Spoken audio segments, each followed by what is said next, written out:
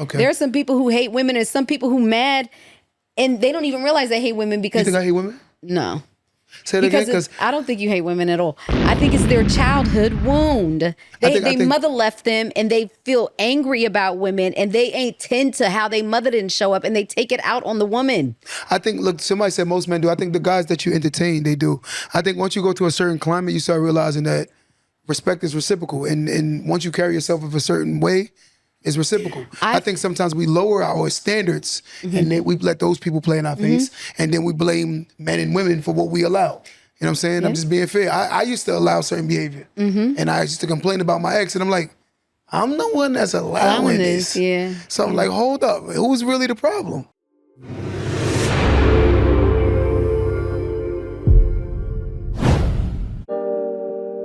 Welcome to the Don't Let That Go Over Your Head podcast, starring Q the Boss. Yo, yo, yo, yo. Welcome back to another episode of Don't Let That Go Over Your Head podcast. They call me Q the Boss. Oh yeah, we're gonna have some fun today. I got a special one today, man. I got a special one. To my left, Miss Cali is in the building. Cali, I want to say thank you for pulling up. Thank you for having me. I don't do that. Listen, don't do that. It's an honor for me. I'm gonna be honest with you. I appreciate it. You know, I got to see some of your work, and I think you're a very, very, very intelligent woman. Thank you. Very intelligent woman. But I'm gonna start with something in the beginning. Like, where your whole life started at? Where you from? I'm from Cali originally. Okay. I was born in LA. I grew up in SoCal, the Inland Empire. Okay. And then high school, I moved to the Bay. So what led you to New York? My mother's family is from Panama, and I was always going to a lot of Panamanian functions growing up. And I met a few people that lived in New York that were from Panama, and I came and I visited and I fell in love. Wow. And I also read this book called True to the Game. And I was like, I don't know. I just had this vision of spending my life in New York, and I stayed. Do you regret it, or you would do it again? I would do it again. Wow. Give it up for New York, guys. New York out here recruiting. You know what I'm saying? We out here recruiting. So, over here we talk about relationships a lot. And we don't want to talk crazy, but we talk about relationships. What do you think is up with the dating scene these days? What do I think is up with the dating scene? I honestly think that I think men have forgotten their role. Okay, elaborate on that. I think a lot of men feel like they're not where they want to be. Okay. And a lot of them are dating from a need. Okay. And most of them who are screaming things like, what do you bring to the table, are saying, I need help. Wow. Now you gotta say that one more time, because I think I agree with you on that one. Say that one more time, though. I said a lot of people who are asking women what they bring to the table are screaming that they need help. Okay. They're operating from a need. So when we say to the table, we're talking finance? Yes. Okay. So what is a healthy aesthetic you think in a relationship as far as splits? I think for me, it would be different for me than anyone else, because I just have my own morals, principles, and values. And, watching the type of woman that my mother was, and she instilled those same things into me. Okay. I saw in life where she struggled, where she over-operated and just overgave. Okay. And I always promised myself I would never be that, And even if I am that, it wouldn't be me overgiving to support other people. So you think your mother gave more than she was getting back in return? Absolutely. Wow, I do see that a lot. I'm going to be honest with you, in fairness. I do believe that good women end up with bad guys, and bad guys end up with good girls, and good guys end up with bad girls. I think that's what's going on. I'm seeing in society today. A lot of times I see good guys with bad girls and good girls with bad guys. You see that a lot? What do you think that is? I think it's a deeper wound. Okay. Sometimes it may be something passed down generationally. Generational trauma is very real. Okay. And I think that as women and as mothers, we just try to give so much of ourselves. Women give their life force, energy to their children, their husbands, the family, the people that they love, and it gets taken as for granted. Okay. It's a lot of invisible labor that goes into, being a woman that a lot of men don't acknowledge. And not only do they want that invisible labor, but they also want you to financially support them because they are operating in lack. I always ask this question, like, would you believe that most men, they build themselves up to give their family a great life? What do you think? Most men are only concerned about their own needs. Wow. You think most men are like that? Because they were from young, men were never required to carry as much as a woman does. It was let him be, let him, just exist. He didn't really, it wasn't really enforced on how he should show up in relationships, but women were taught every day. I can understand that. The one thing I do say is like when we look at men and women, from my experience in men, I think a lot of men will work hard to give their all to their family. I think more women, when they make money, it's more like it's about the money's for them. I don't think it's for them to help a man. I can see why they say that because women give more naturally, whether I say emotionally, physically in the home. Like a man's sole purpose job is to maybe, 9 times out of 10, even if he does have a home, he's usually paying the gardener. He pays for, the manly duties that are kind of required of him. And the woman has to be domestic regardless if she works. She has to still cook. She has to still clean. She still has to take care of the children. In that instance, she now has 4 jobs. And then what about herself and her emotional well-being and still having to show up for her husband? So she's constantly operating from burnout. And men think that all they have to do is come home and be treated like a king and go to work. So what do you like? Okay.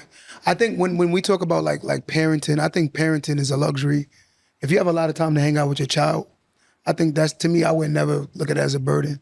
Me, I would love to be able to have someone go provide for me while I can spend all day with my child.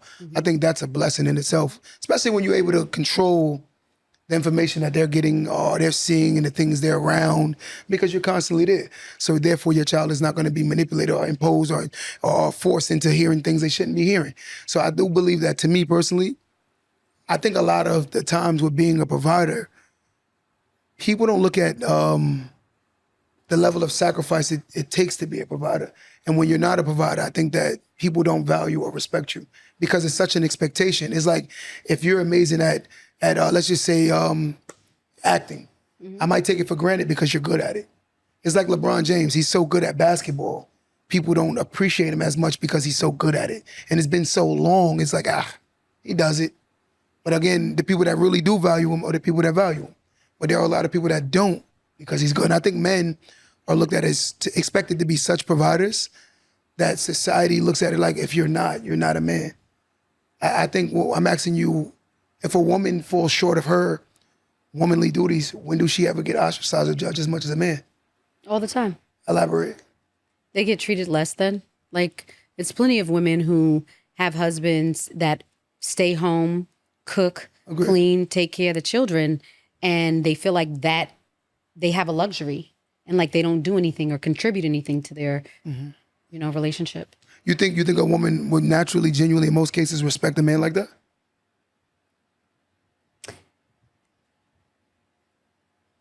Some do, some don't.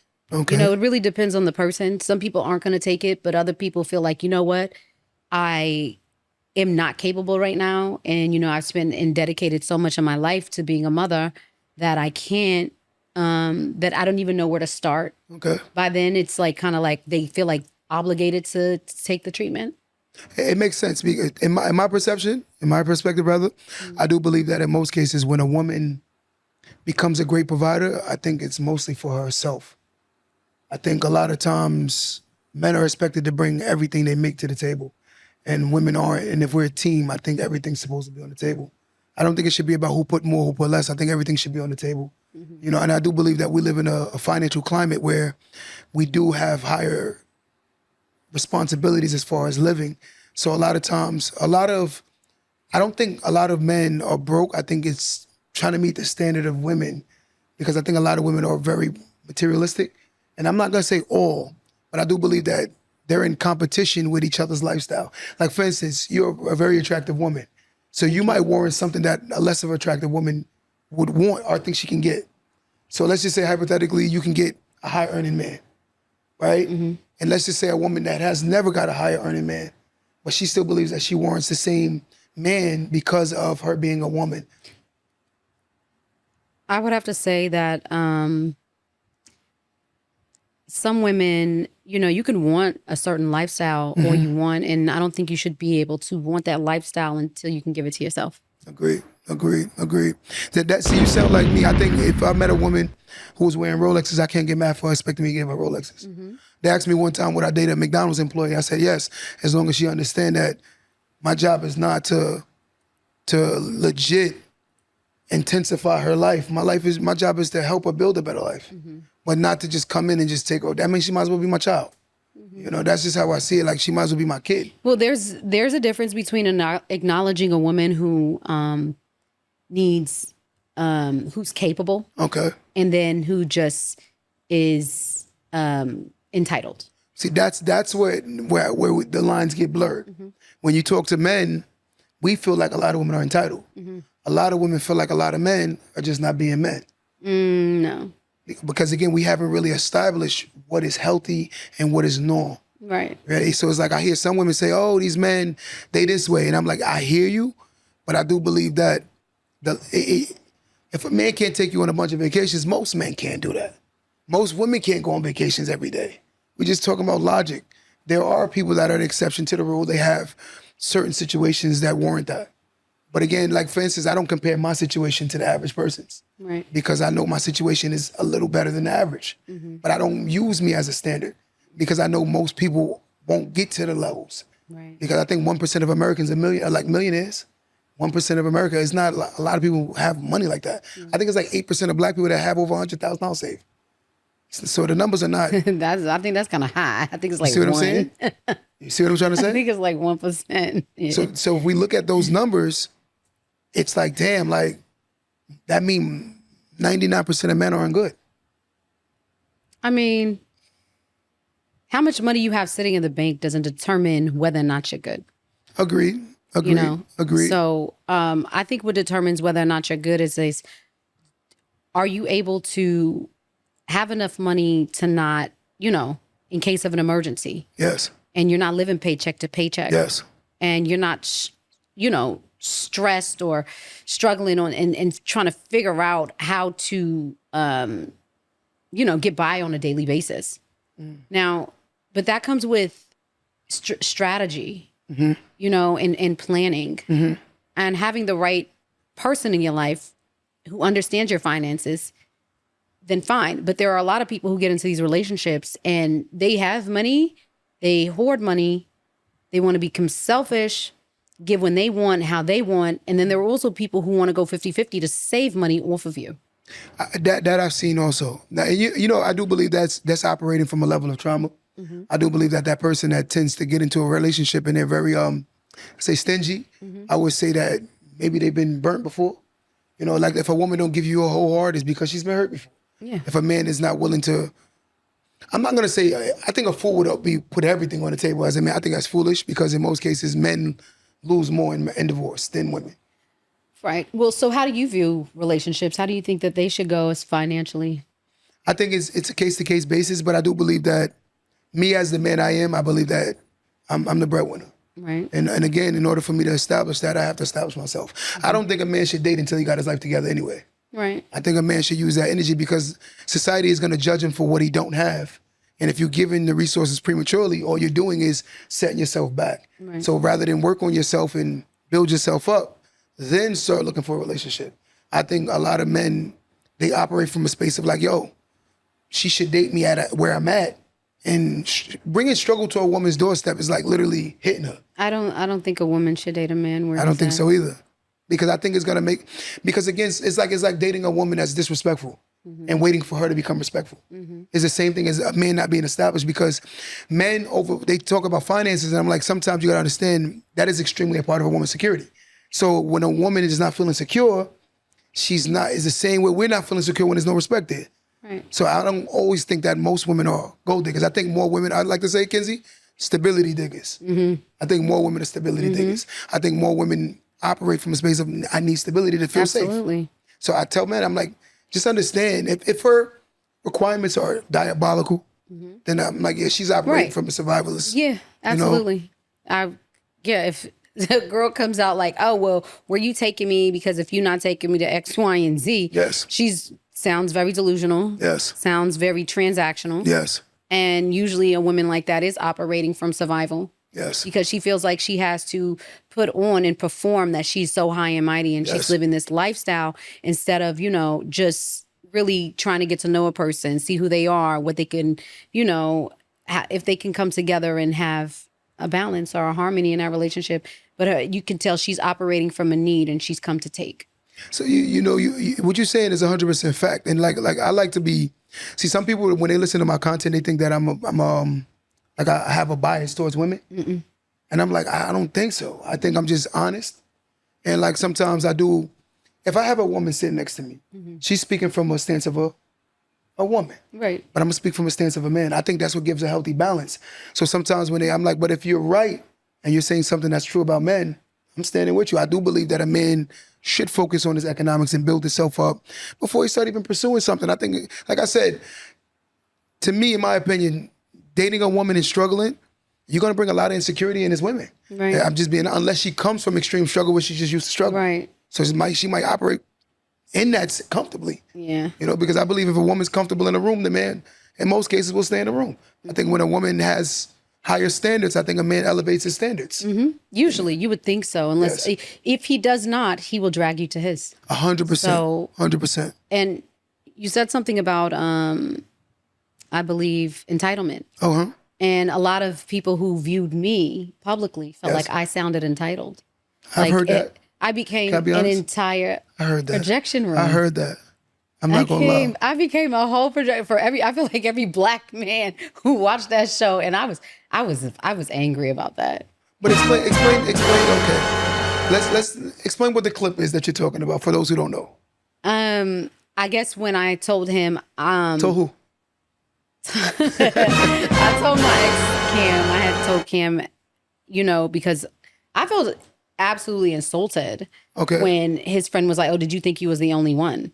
And I was like, "Excuse me?" We saw that, and I'm gonna be honest with you. We looked at that. I watched that clip for a second, and then I rewind it, and I was like, you can see she was deep. Like you wanted to curse him out.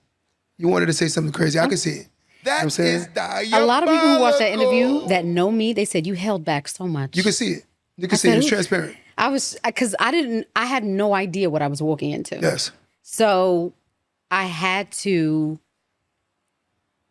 tread carefully. Okay. And when he said that, I'm like, I don't know what this is.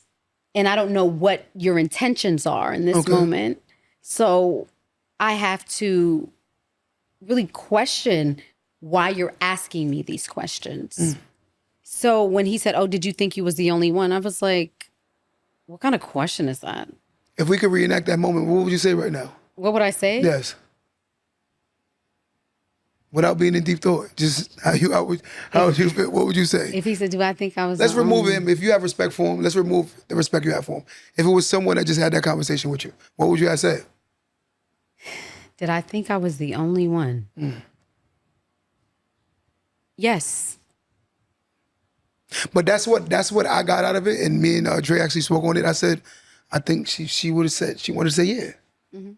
But that means, and respectfully, and I don't know because I wasn't there, but respectfully, that means he acted as if you were the one. So I'm pretty sure. I've never seen any other woman. So why wouldn't I think I was the only one? And when you hang around somebody damn near every day, why wouldn't you think you were the only one? I agree. Y'all got a funny relationship though.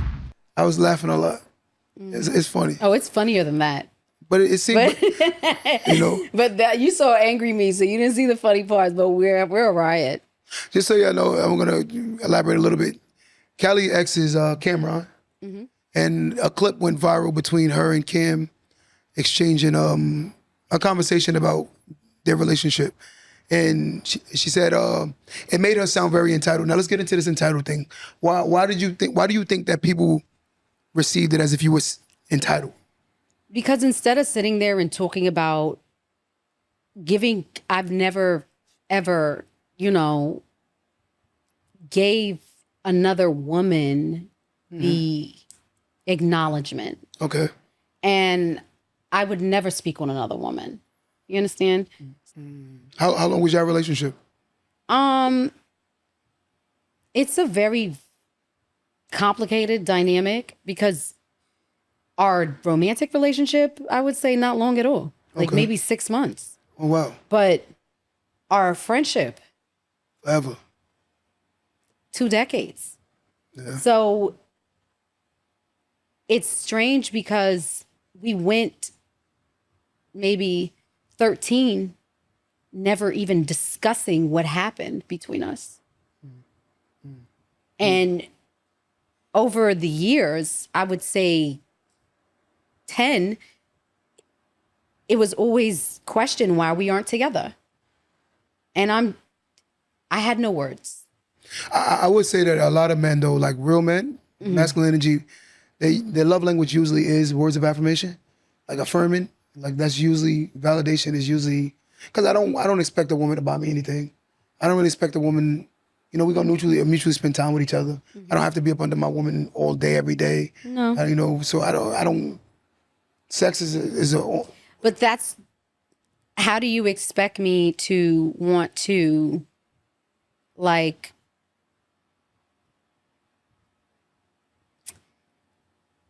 you want access Okay. to me physically, but don't show up in a way to me that shows me that you value me. Okay. Is that only transactional? It's not only transactional, it's more of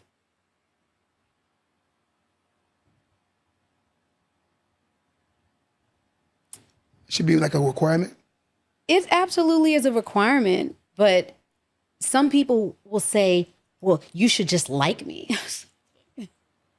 Like, what grade are we in? Like, you should just show me that you want to be with me and that you like me. And I hear so many men say this. I want to punch them because it's like, maybe, and I always take it there when they be like, oh, well, you shouldn't sound so entitled. Like, I have to give you something to be with me. I was like, you know what? Maybe your mother's husband felt the same way, or your father felt the same way, why he left. Could be the reason. And didn't take care of you. Could be the reason. And didn't nurture the union he had between you and your mother. Like, you cannot sit here and say that you as a man are not required to show up emotionally for a woman. I agree with that statement. But I do believe that these days, if a woman naturally dates a celebrity, she automatically has higher financial expectations. Would you agree? It wasn't, our relationship wasn't like that. I never looked at this person as just, at one point it's like, okay, they're like cool or whatever. We became friends through one of his friends. And after that, they was like, hey, you guys it became you want to hang out? You want to hang out again? And we started hanging out almost every day. And we did this for years. And we were really I always felt like we were just friends until people acknowledged that he had, till one of his friends was like, that guy really likes you. And I'm like, really? I know when a man likes me. I don't really get that from him. But I think that he's more used to women throwing themselves at him. Could be. So, and that comes with the lifestyle, I see that a lot. Because women throw themselves at him, he would, he doesn't feel inclined to show up more than he's been required. Makes sense. It's conditioned. I can see that. Yeah. But the one thing I will say is the fact that he probably like you so much is because of the fact that outside of course, physical, is because of how you show up for him and not expect him anything like other women would. You understand what I'm saying? Because that long tenure that y'all have had is because, again, you never had crazy expectations. So you never really expected him to. I mean, You know what I'm I saying? was able to take care of myself. So it wasn't that, but even in taking care of myself, he knows the environment that I was in. Somebody who cares for you and really loves you would have said, I don't want this for you. I see what you're saying. I see what you're saying. I see so much more in you. But you know, one thing I did hear him say is you're very, very you're one of the hustlingest women he ever met in his life. He definitely said that. I mean, a lot of people see women hustling and want to congratulate them, but I don't applaud any man that sees a woman working from really hard, because that's usually a trauma response, and they become very hyper independent because it's a survival mechanism. I like that, and what you're saying is facts. But you know, like, so I'm lost because it's like, where would what would he assume that the entitlement is? If we've had this aesthetic for so long, and now if I'm asking you to do something for me, I've never done that before. I've never been able to ask for anything. Wow. Did he establish that, or it's just how you felt? I remember things in the past he would say, as I was like, why don't you ever help me? He would say, nobody ever helped me. Help yourself. And that right there laid it out for me. And I was like, this is not a man I feel safe emotionally with and wanting to be intimate with. Because it's a different level of intimacy. Somebody who, I want a man that loves me down. I want a man that wants to die for me. And what does he get in return for that? What? If My you- devotion. Elaborate on that. A woman who's devoted. I don't want to hear what your level of devotion is. Because die for you is extreme. I want to hear what your level of devotion is. If you know someone, a woman cares for you, and you don't devote yourself to her emotionally, what do you think will happen? I would assume devotion is 100% committed. I'm all in, locked in. I'm there for you regardless. Win, lose, or It's draw. not even, there's different dynamics of devotion. Okay. Like, you know, I've just been in relationships with some amazing men, and there was a difference. So what happened with those guys?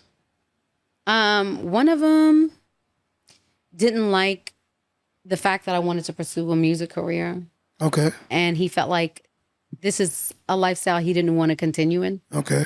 And the other one ended because of my relationship to Cam. Wow. So he told you have to separate it? No, So he's just like, I don't want nothing to do with it? it didn't end that way. It were other things involved, but it ended because it was a business relationship as well. And that got complex. And then the fact that he wasn't okay with me still having a friendship dynamic with someone I had a past with. I can understand. Like, I'm being fair to him, I can understand. You know, especially, you know, see, most women would say because he's insecure. And No, I it's not see what I'm saying? And I'm happy you say that, because sometimes we got to understand and accept preference. Like, there's certain things that just, I prefer this. I prefer not this. I prefer this. I prefer this. I prefer not this. I didn't find this out until years later. That he felt like that? Yeah. So it was never brought to my attention. So you didn't even know? No. So he just said, I just want it. He never told you why? No. Wow. But sometimes, I'm going to be honest with you, when you care for somebody too, it's kind of hard to hurt their feelings. Like I think a lot of men would rather the woman leave them in a lot of cases rather than just, that's why women file for divorce more. There are a lot of men that have been checked out, believe Yeah, me. they check out and then they leave it up to the woman to Yes. leave, do the work, do the hard part. I did that. I'm not going to lie. Yeah, men do that. I did it. I was married. I wanted her to divorce me. I've been checked out. Like, psychologically, I've been out of there. I wasn't there anymore. You know, once you get to the point where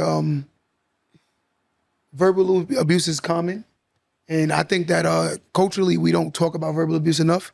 What I mean verbally is I've let you learn my vulnerabilities. I've let you learn my weaknesses. And they weaponize it against Yes. you. Yeah. So you know all I've the met chinks in friends armor. like that. And I couldn't stand it. I was like, yo, I didn't grow up with my father. Yeah. So that was a very sore spot for me. Oof. Not in the sense of coming from the right mouth, it could hurt me.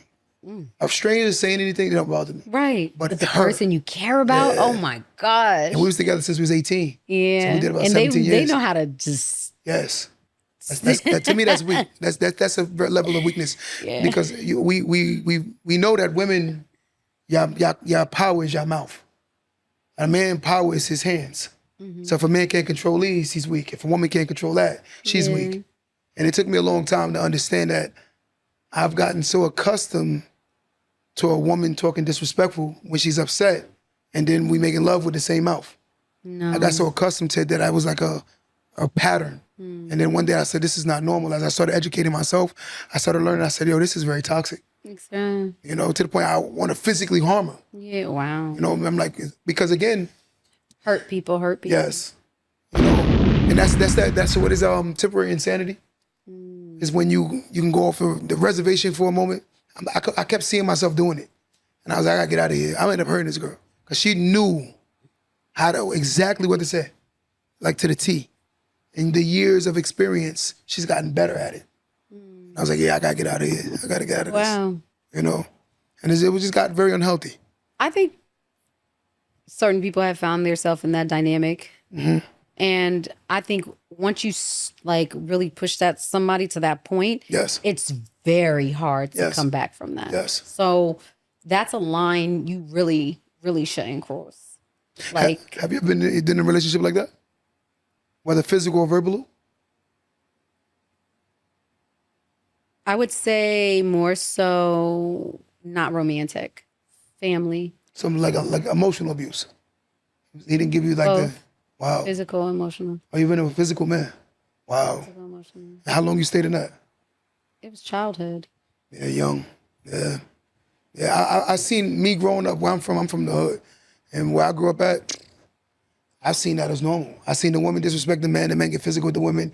I seen it on both sides to the point where it was so normal that it didn't even offend. Because I'm like, if I jump in and stop them from fighting, she gonna jump on me. You know for what? I never reflected on that until just now. Yeah. And where that stemmed from Yes. between me and one of my siblings. Okay. And it was clearly had to be displayed amongst our parents while they were married. Wow. So your parents divorced? Or you were young when they divorced? 7. How did that play on you? Like, what did it hurt me? Yeah. No, I was kind of happy. Seriously? You did it toxic? I just think they were just honestly, I'm a different kind of kid. Okay. So I would say that I never really skipped a beat. So I feel like my mom was like was very opinionated, Okay. strong-headed woman. Okay. And then my father, he probably was just immature, but you know, being around his family, if you ever discussing like my mother with his sisters, I would be like, we're not doing it. Why they try to talk about it? That's And very I would toxic. stand up for my mother. That's toxic though. It was. Keep But that my comes to dad, yourself. and that goes to show you the level of maturity and then the Yes. toxicity he could have came from. Yes. So, you know, I try not to point or blame because a lot of people don't understand their learned behavior and people we're not as developed psychologically 100%. as we are now. So I agree. you know, I try not to punch down on them about it. But you know when you look at a bear, it growls, right? Yeah. Lions roar, monkeys make their noise. But the reason why they do that is because they were born, they were taught these things. Right. So it's like second nature. So when you see men that aren't financially providers, maybe they never saw that. Women that don't know how to be submissive, maybe they never saw that. You know, you see, like I said, people are behaving to the magnitude of what they experience. Absolutely. You know, so I see it a lot. Even when I do a lot of one-on-ones, and when you talk to a lot of people, you see a lot of broken people looking for something to put them together when they should be putting themselves together. And I see a lot of people looking for a missing piece, but the missing piece is themselves. It's like giving yourself away when you don't actually love yourself, meaning you're gonna take anything that looks like love. Right. And a lot of times what they're actually putting their self next to is not even real love. It's like, it's fake. Yeah. And I'm like, it's only temporary because it's vague and it's very superficial. It's not real love. Like when you're willing to push that wheelchair for that person when they're sick and you did for them, that's true love. You know, I think today's society, most of us don't know love because we never really had it. We don't know what a healthy relationship even looks like. Right. You know, so even if you've seen it from afar. But if you was to fly on the wall, you'll see certain things that wasn't real. A lot of us think like movies, like it's fake, Yeah. very fake. So what do you see today as far as why so many relationships don't work out? I think a lot of people didn't do the inner work. Okay. You know, it's more than just, I have to get a job. You got to take care of the kids. It's, you know, you got to have a balance, you know, mentally, spiritually, emotionally, Agreed. financially. Agreed. And until you are operating from self-mastery, you're not capable of showing up for anybody else until you know what that looks like and you know what you want for yourself. So let me ask you this question: If you would have saw that the guy you was dealing with, if you felt like he had other women, you would have been removed yourself? Absolutely. Okay, I just want to clear that up because it's been a question mark on the end of it. Because remember, you didn't really say anything. So let's finish the context of it. Yeah. So you would have did. Yeah, I did. Okay. Okay. I As soon respect as it. I saw anything that looked off, I left. Even though it was a time where this person was dating somebody and they were posting them on social media. And I was like, yo, what is this? And they were like, that's nothing. Like, that's just my friend. We just be doing skits. And I'm like, okay. But this looks like you're in a relationship. I keep telling you I'm not in a relationship with this person. So I was like, okay. So it came up a couple of times till I was like, you know what? I'm no longer comfortable with this. And I questioned it before and I got the same response. And up until this day, I still get the same response. And now I have, and it pisses me off when I see a bunch of people jump out of the woodworks and attack me and still big up this person. And I'm just like, wow, like this is what I didn't want. Yeah. Yeah. So now I have to have this constant reminder of something that I've argued for years. Okay. And that even when we were together, outside of us being together and us being friends, and this topic I don't bring up that has been repeated to me several times. And every time, you know what I do? I don't say a word. I want to ask this question that someone asked. Someone said, what did you do wrong? If you could say anything you did in that relationship wrong, what would it be?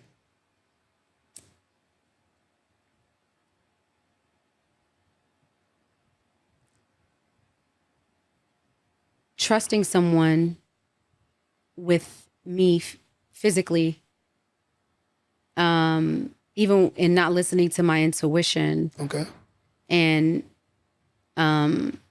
realizing that this person wasn't operating from truth, and staying and keeping them as a friend for a very long time. So you regret it? Yeah, because the dynamic never changed. But did you? I do believe like I always tell my little cousin, she's 30 now, and she's dating, and she got this guy. They've been dating 10 years since she was 20.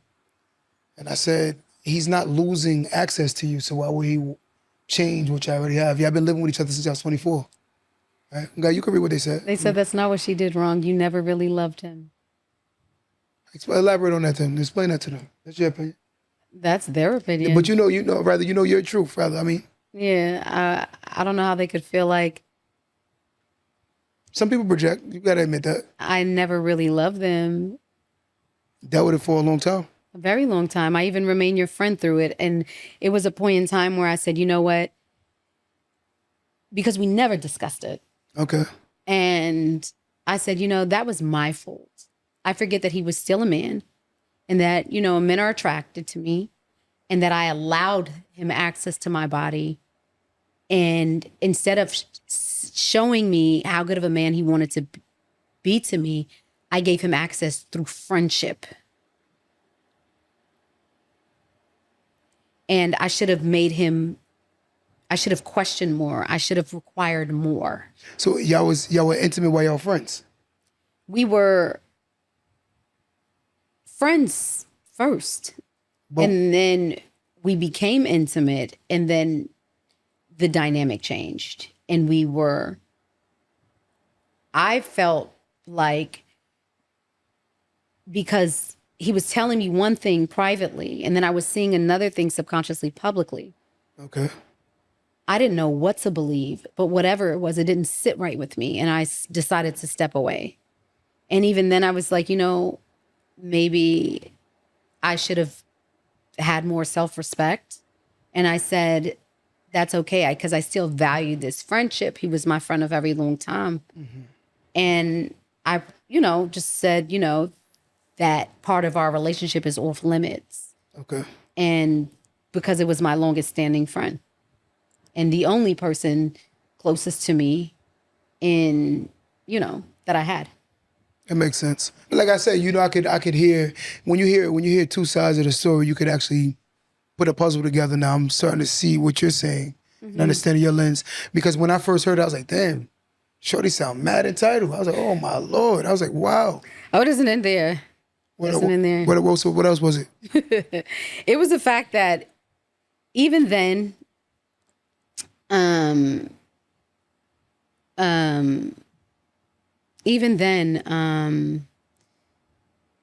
still said, okay, this was me giving him another opportunity over a decade later to show up for me romantically. Okay.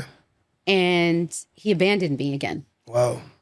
So then I was like, okay, this right here seals the deal. After 10 years and you kept questioning and here we are again, no more, right?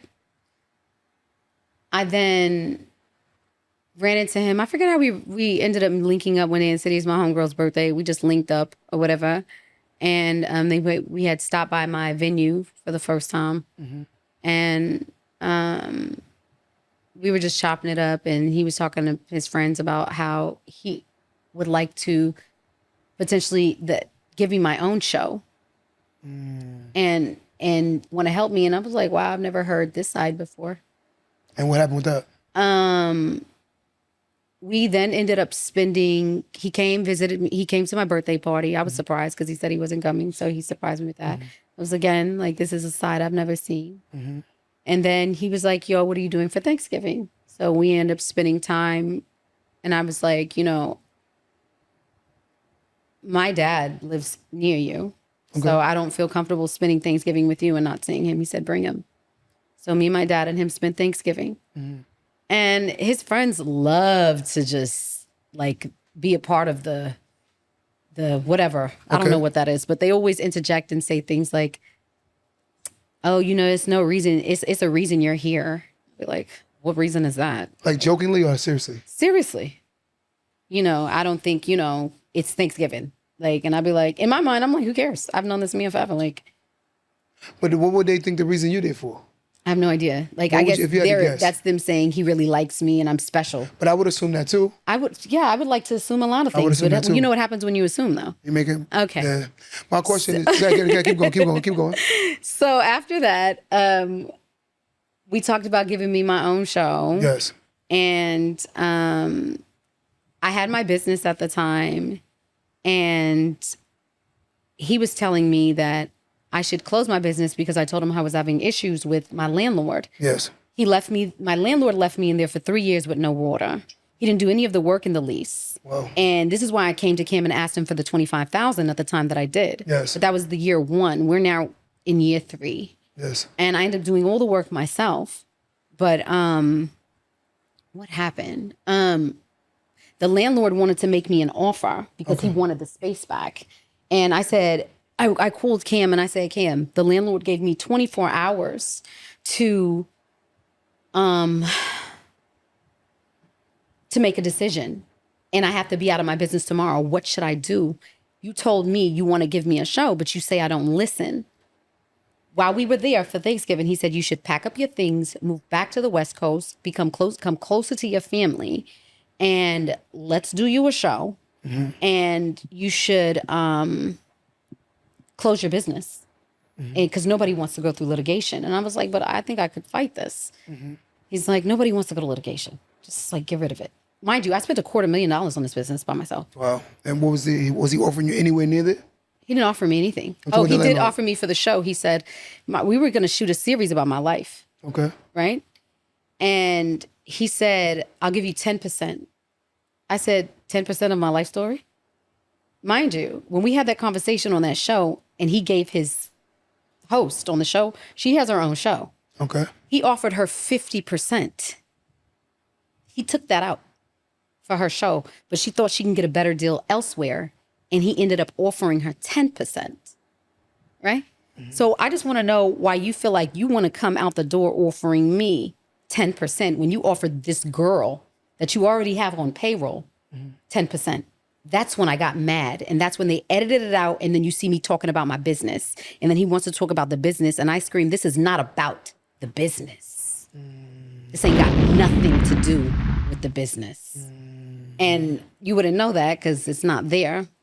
So I ended up, I was just tired. Mind you, I'm a full-time nursing student in an accelerated program. Yes. I'm feeling extremely depleted trying to carry the weight of this business. Congrats on that, And what's that? Congrats on that, though. Thank you. And I just said, you know what? I'm tired of fighting. I'm tired of going through all of this. And I ended up taking the deal that the landlord offered. And I was just going to move back to the West Coast regardless. But the person who was going to rent my apartment was trying to scam me. Wow. So I ended up having to stay. I lost my income. I ended up giving back my lease on my car. I had no car. And I had to figure it out. I got a certification while I was in nursing school. And then because we got into it, when you, on the show, you hear us say, after I had 24 hours, I called him and I said, Cam, the landlord gave me 24 hours to make a decision. What should I do?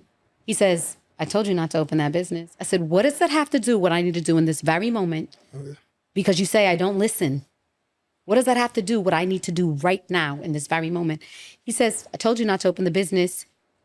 Very dismissive. Again, what did we talk about for not showing up me emotionally? So I'm making these emotional decisions based off somebody who's made me promises that they're not even upholding. And I say to him, you know, I really wish HUD and his friends were still alive because I feel like you would have treated me better. Yeah. He then became the victim. It was my fault and it ended our friendship. Because how dare you speak on my friends? And I say, okay, I understand that's sensitive for you. Yeah, that's what he said. Yeah. Yeah. That's sensitive for you. That's fine. But if anything, all I said was I meant that I was grateful for them because when they was around, I felt like there was a little bit more of a balance. Like I felt like even his homeboy always, when he was outside, you good? You straight? I felt a little more protected. That's what you're saying. That's what you're saying. So it was me being grateful for them because his other friends, his little minions, they don't do that for me. But he mentioned their friendship with those guys is forever. You know, he said one is like a brother to him, one is like a cousin to him. So, you know, like I have friends. You hear this? He said, why does she make it seem excuses for the bullshit that she was going through? She messed around with. I'm the victim player? No, I'm not the victim player. I just think you're just telling your side of the story. Exactly. So that's how it went. And I actually remember when I was there for Thanksgiving. I left my shoes there. I had actually these sneakers and I got them back, and my red bottoms. Okay. And I asked his friend. I said, "Can you send me my shoes because I've been asking for a year now, and I haven't gotten them back." Before that, I say, you know, Cam, I'm transitioning and I'm moving across country. This was your idea. Can I stay there for 2 weeks while I transition? Cali wants to stay at my crib. That's what he said? You didn't see the show? Yeah. But Like because I got bedrooms. Damn. I was like, okay, problem. All right. Seriously? All right. If that conversation was had off air, do you think you would have got the same care? What do you mean? Absolutely. So that's why I love it. I love that because at least he's on himself. Mm-hmm. And I do respect that. No, do I would have got the same, him joking like that? The way he was on the show. Of course, he's always going to make an excuse as to why he chooses to do what he does, regardless of how it makes me feel. Okay. Because my feelings, again, they're not valid. His are. Okay. So whatever I feel about whatever I'm feeling is my feelings. Whatever he feels about what he feels is his feelings. And of course, his will always override what I feel because his are more important. Makes sense. But you know, I could say maybe I do believe that the issue is the more we date and the more we hurt, the more luggage we take with us from being hurt. Mm-hmm. So then I think a lot of times the new person pays for what the old person did, whether male or female. I do believe like men, like say for instance, let's say he was madly in love with a girl. I don't think a man loves unconditionally the way he loved the first time he ever loved again. I don't think so. I think he loves with like a level of discretion. I don't know. Especially if he's been hurt in that situation. I don't know. I do believe, I can love unconditional again. Who? Women. I think men love unconditionally. I don't believe in unconditional love. I think all love has conditions. A lot. Okay, so if a man takes a woman that's broke, she's not that attractive, he loves her and he wants to be with her for who she is, that's not unconditional? No. Why? Because you don't know, maybe whatever she contributes to that relationship is not financial or physical. It could maybe be emotional. I agree. Yeah. I agree. So you think it's always going to be some kind of transaction? It's something, it's everyone is, I feel like, is operating from a need. So whatever he feels that she provides and fulfills is what he required. Or else why would you want her? Sometimes, I'm going to be honest with you, like, it's just because, like you can find better looking, you can find more attractive, but it's just something about that person you just want. This guy said she made the decision to sleep with him and they were never committed. Cam doesn't ask you to be his girl. You're just his girl. You don't ever listen to him? Say it again? He said she made a decision to sleep with him and they were never committed. I didn't go on the show and say I was his ex-girlfriend. He went on the show and told you I was his ex-girlfriend. He let you know the level of commitment he had for me. So let's not reverse this. Stop sticking up for people you don't know. Are you going to listen to hear? Or are you going to listen to respond? No, but like I said, someone said eat up. I'm like, but I don't, I'm listening to your side of the story. Like, I can't say, guys, look at Kim. What she's saying is right look or wrong. Look at the pick me on the screen. You know, I can't say what's eat her I don't up know. Q like you did Shay last week. No, but like there's no way to be eaten up and there's no need for me to lie about a goddamn thing. You want to know anything, go ask him. You think he gave me this platform right now to tell me to think that I wasn't going to tell my side?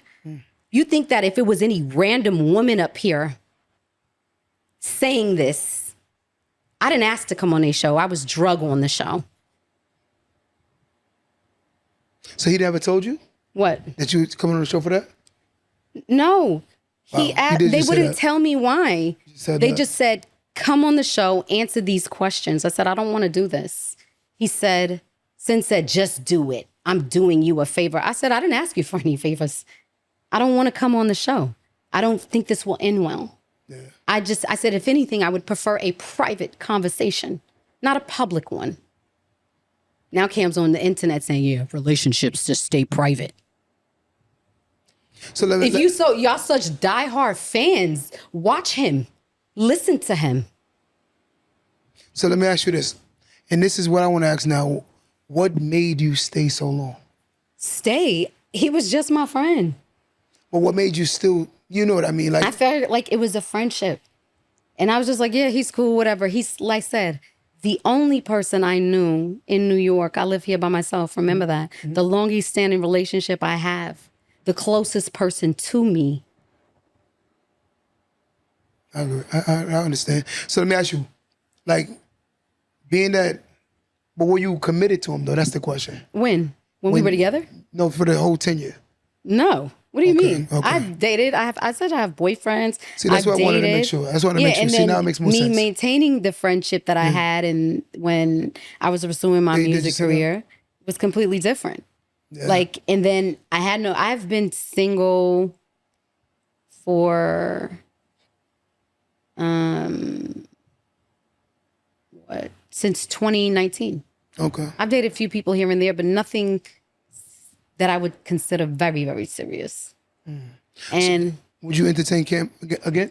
no, Never again? no. What about as a friend?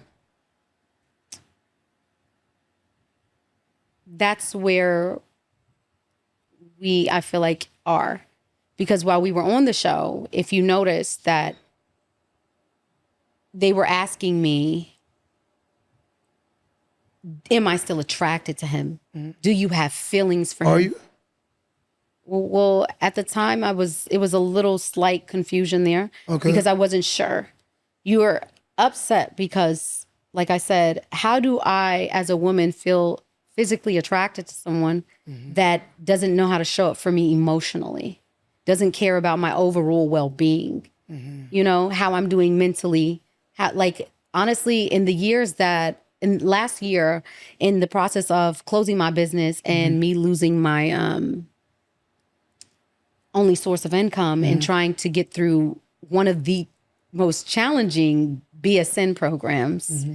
And like I said, having to get certifications to apply for certain jobs to be able to fund my life. I felt like I aged at least 5 years because that's the type of emotional toll it took on me and my nervous system. It would do it to you. Plus all the trauma I've endured over the years from my life, my past. Now, I'm not on here to badmouth anybody. I didn't take it that way, will though. not do is,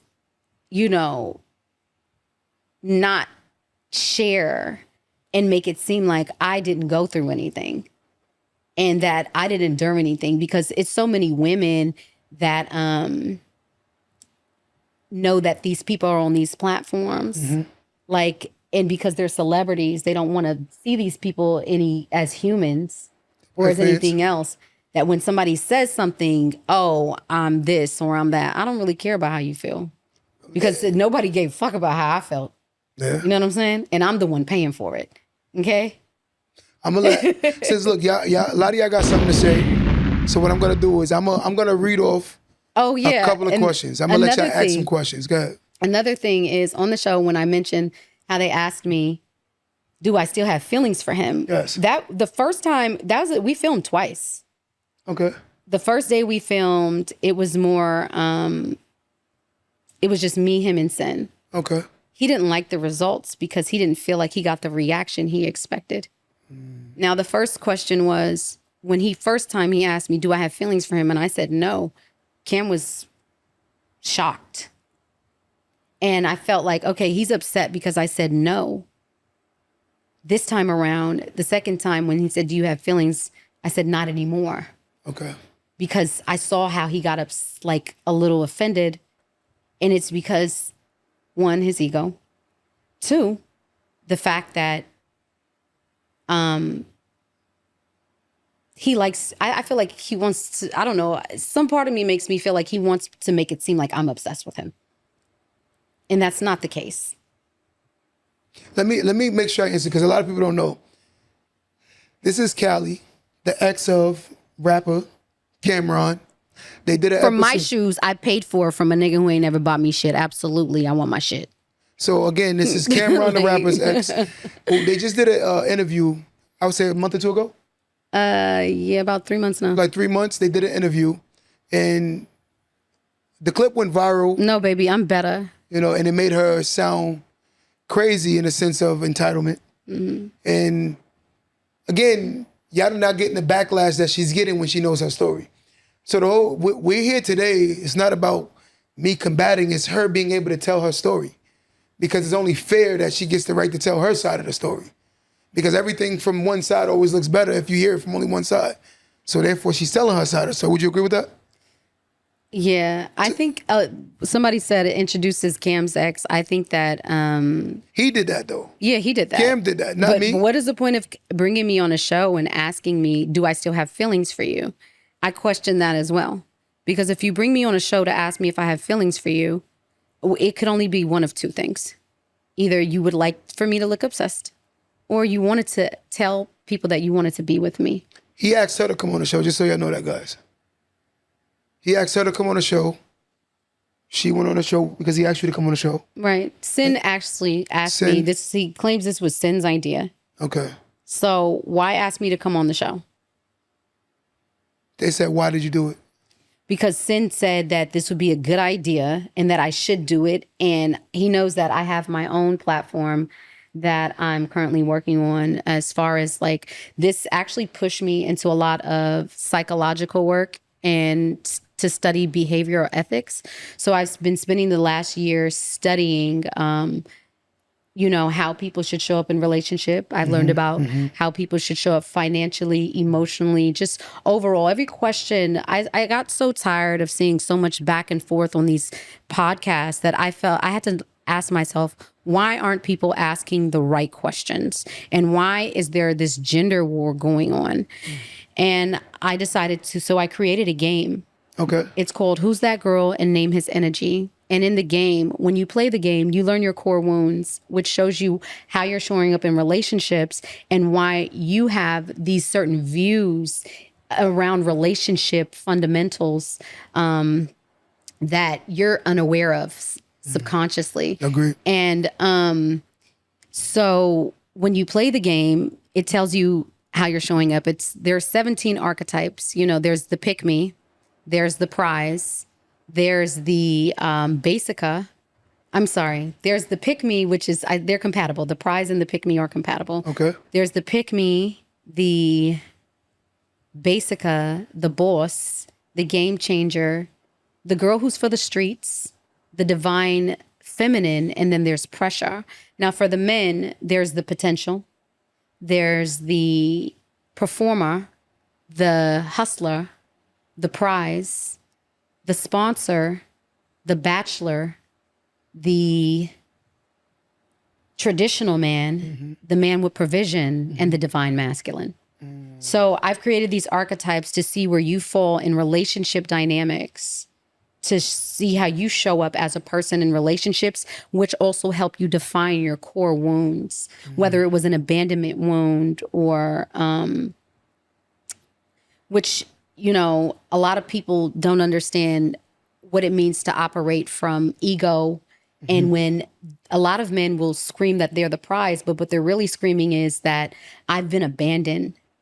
I have fear, which has now turned into insecurity. And that insecurity then converted to manipulation into control. So now I have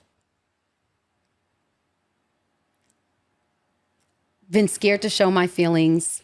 I'm insecure about it. Nobody knows. So I manipulate people, and I use that manipulation to control you. Okay. And that is the prize a lot of the time, and how he shows up when he seeks a lot of validation. And usually the woman that he desires is a woman who really wants to be chosen, which is a pick me.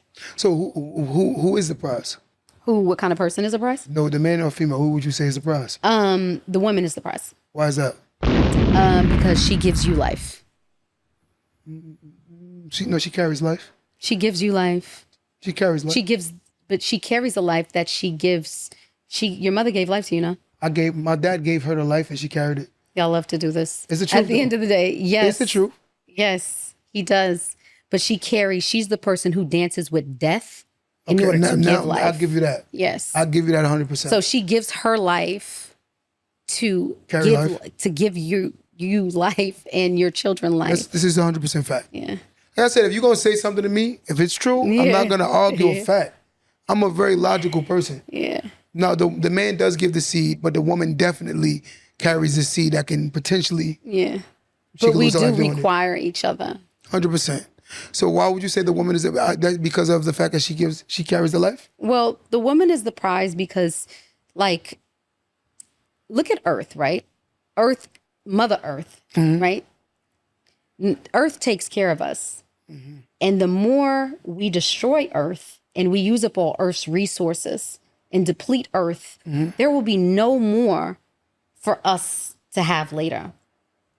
But you need her to survive. 100%. So if we don't take care of Mother Earth, then we will be nothing. You know what I think, and I'm being honest. You know, I'm very honest. I think the man is the value, and I'm gonna tell you why I say so. It's because I have to earn my value. So I can't come to you halfway, and you see me as a man. I will have to come to you completed. So, for instance, a woman can come never completed, and society still sees her as a woman. I see what you're saying. You see what I'm You're saying? saying because you have to earn your value. 100%. That a woman should, and she doesn't have to earn anything, and you feel like all she has to do is exist. A lot of the times, yes. I would say not Especially if she's not in attractive. modern dating. If she's attractive, I would say definitely. that was more so something that took place prior to, like, maybe our mothers had experienced that. Okay. I think our mothers more so experienced that more than we did. So now women nowadays, because you're not just going to pick up a random hottie, usually unless you're like over the age of 40, Yeah. to take care of, and she doesn't, hadn't had any life experiences, can't contribute to you emotionally, show up for you, have any sort of discipline or provide any sort of stability for you to say that this person, because she could just have a head full of hot air. And at that point, you're like, you cute or whatever, But that's it. but that's it. I hit it or whatever, but that's it. So like if I have a son and a daughter, right? My requirements is extreme for my son, opposed to my daughter. You said if you have what? If I have a son and I have a daughter, my requirements and my expectations are more on my son than they are on my daughter. A lot of men probably would feel that for their sons, 100%. but a lot of women don't feel that for their daughters. I think more women are harder on their daughters than they are on their sons, which I agree 100%. But the thing is, I do believe that a lot of single mothers date their sons in a sense of not intimately, but I think hate that. not intimately though, but Emotionally. they date their sons. Emotionally. Yes.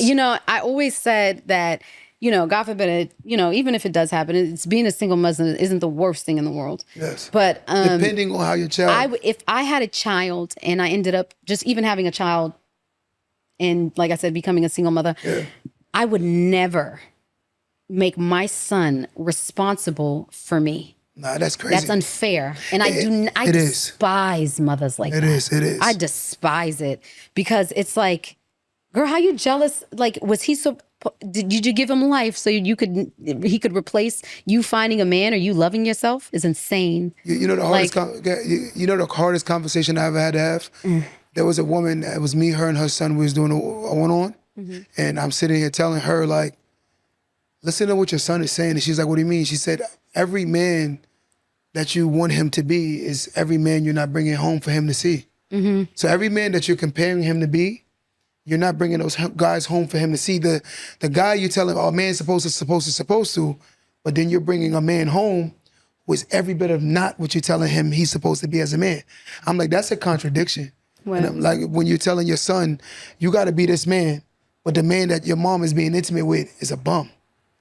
That's kind of crazy. I'm like, yo, that's kind of crazy. I've seen it. He's a drug seen dealer. it. He's a scammer. He's in the streets. And I'm like, this is what you like. And I'm like, and then you're telling your son you want him to be this guy. Yeah, I think that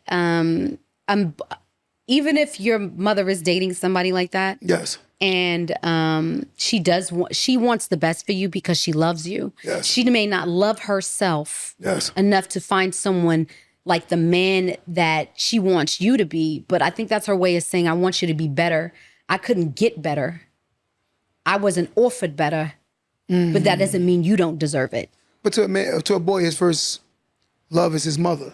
Right. And the first example of a man is who you see she bring home, or the man that's around you.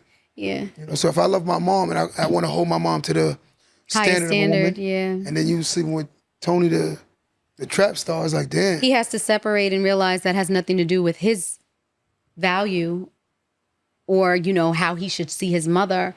But he also can see where his mother isn't valuing herself at the level she should be operating. Yeah. And that's hurtful for him to witness because he feel any man, any woman usually, when they don't have those abandonment wounds, they want the world for their mothers. They think there's no wrong, no harm 100%. that this woman could do, and that nobody is more deserving than your mother. I know, because I love my mother down. Me too. I come from a single mother of 6. The whole purpose for me, I was like, you know what, my mother, she doesn't like this, she doesn't like that. As soon as I get anything, I'm gonna make sure that my mother has everything first. And that's not my responsibility. But the way I've seen my mother love all 5 of her children and treat them each like they were the individual child, I love that. the more she just deserves. Wow. And I would like nothing more than to give her that. Wow. Because life is short. You know, one of the guys, he said, He said, why does she hate her father? I talk to my daddy every day. well, I'm curious to why did you think she hate her father? I didn't get that. No, I didn't get that. I'm not being I don't funny. think a woman with this much integrity would hate their father. But if you do see your mother's struggles and you acknowledge how your mother still showed up, even in the struggle, especially as you get older and you see responsibilities Differently. you still And this handle is it. why Yeah. I think I value the woman so much. It makes sense though. It makes Because sense. I've seen what the woman gives. And you got to know that I'm that woman, because that's the one that made me. So if I seen what I'm capable of and more, I'm even more, because I had advantages Agreed. that she didn't have. Agreed. So she made me built me phenomenal. So let me ask you this question. Would you say there are more good women out here or more good men out here? More good women. Okay. Why I say that the man is the value, if we acknowledge that there are not a lot of good men out here. No, but that's not all their fault. No, which I agree. But if something is less, that means it's more valuable. Something that is Oh, more Lord, plentiful. Lord, Being Lord. honest, think about it. You know what? You if ain't got the gonna let only this one go. look, He sound like those black men say, No. it ain't that many black men with But a I'm being- degree. no, I You don't should talk like that. value me. Just And 'cause you got that's a why degree don't I'm mean the anything. pride. I No, met no, a guy no. like that. I don't want to smack him. No, what I'm like, saying so is- what? I said, so let me, should I fight land it, over you? Let me land it. No, that's not what I'm saying. I think that's weird. But I'm just saying, I do believe that when a woman captures a good man, she should know that it's not easy to replace that good man. Absolutely. And she should value him. But I think a lot of women don't think like that. I think that they believe that the man will have a harder time replacing her. But in most cases, an established man will have an easier time replacing the It woman. depends, because I feel like a lot of men are having a hard time finding the value women, like women that they value, because I think their traumas it's- lure them back to what they want. And I'm Opposed to not what they need. saying that exactly. It's who they need. And I'm not saying that, it ain't enough good women out there. I'm saying that ain't no woman built. It ain't too many women built the same. You know what I'm saying? So you may meet a woman who is, okay, say this is your ideal woman. She checks off all your boxes. She has a good job. She's educated. She's emotionally intelligent.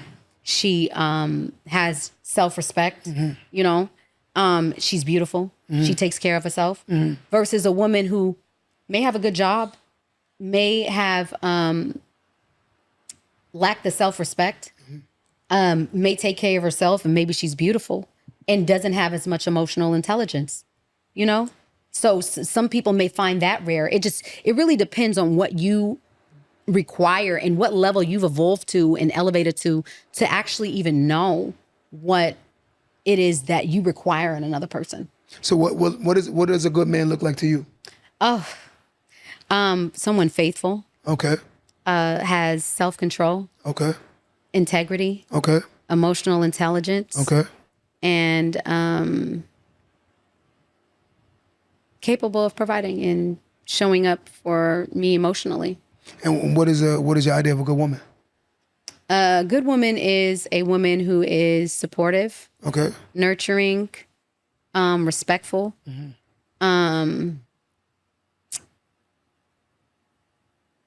whole, that really takes care of herself.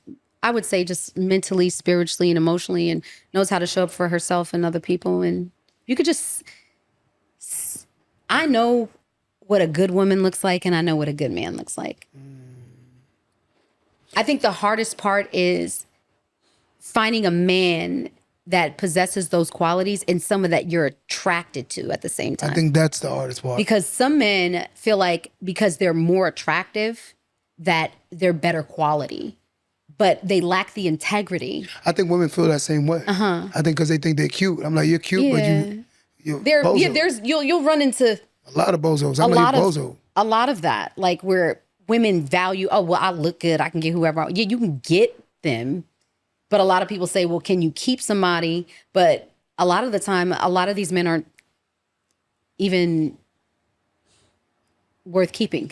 I did a and people could say that about women. A lot of these women ain't worth keeping. 100%. Did you see that? I saw a post today, and the girl was like, I think it was on Justin LaBoy. He was like, happy Mother's Day to all the hoes out there. You a hoe, but you a great mother. And one of the girls in the comments said, yeah, I'm a good hoe too. I was like, oh my God. They're proud of it. I was like, this is disgusting. But you see the same thing that happened to the boys, where how we overvalue rappers. What rappers? Like rappers in general. How they presented a certain lifestyle that you're supposed to have multiple women. Oh, they're so emotionally underdeveloped. But you're seeing good girls who overvalue, I'm not going to say the rappers' names, but they overvalue these female rappers who are representation. The girls There's a lot of women that overvalue the male rappers. The female rappers who talk about using the man for his bag, using the man for his resources, wop, wop, wop, all of this foolishness that actually presents hoe. And I'm like, yo, and again, I do believe in evolution, and I do believe that a lot of women do this as a defense mechanism. I don't need a man. I'm good by myself. I get it, and I respect it. But I'm understanding that maybe your mother was broken and she poured into you a little bit. Certain things you may not even experience. But I do believe that a lot of women now, they carry themselves like hoes. And one of the guys said to me the other day, I said, it's so hard to see a good woman because too many good women stand too close to hoes. They stand right next to them. They dress like them. They act like them. They look like them. I'm like, I can't really tell. You know, that is exactly why I invented my game. Okay. Because when people come on my show, you're going to tell the difference between the girl from the streets, the divine feminine, the pressure, the girl who wants to be chosen. What's the pressure? The pressure is a woman who knows what she wants, but she's going to tell you. She's going to apply that pressure. Right? Now, and then there's the divine feminine. She knows what's for her, and she isn't going to be the woman who's going to say anything. She's just going to walk away. You know, she's like, I don't even have to tell you that you're not for me. I just know it already. Have a nice day. People tell you look like Ciara a little bit? No, people say I look like Remy Ma. I don't see and Remy. Eve. And who you see? I keep looking at you. I'm like, Eve. I hear Eve and Remy Ma a lot. Who y'all think, guys, in the comment? I see Ciara. Who you see? I see. Some people say I look like Trina. I say I look like all the black, beautiful women in the industry. Definitely Remy. Somebody said herself. I take that too. That's all. But yeah, but like when we have these conversations, I feel like this conversation didn't want to attack. This conversation was more like, and they take it like me and Shay, we go back and forth. And that's the dynamics of our podcast. It's not fighting. It's just, I warrant my opinion, she warrants her opinion, and sometimes they don't align. But again, I can't tell you your story when you telling me your experience with your ex. I can't. I'm gonna say, yo, you lying. I don't know that. They want me to be lying. Like, ask them why they feel like I'm lying. I'm curious to why y'all feel like she's lying. What would I get out of that? I'm listening. Fix my eyes, please. Are they cockeyed? What's wrong with my eyes? Some people be trolling. I don't even stress it. I'm just gonna tell y'all something on record. The people that usually throw like little subs and comments like that, they usually got a high level of insecurity. Especially when it's someone you don't know about and you start disrespecting them. It says more about you.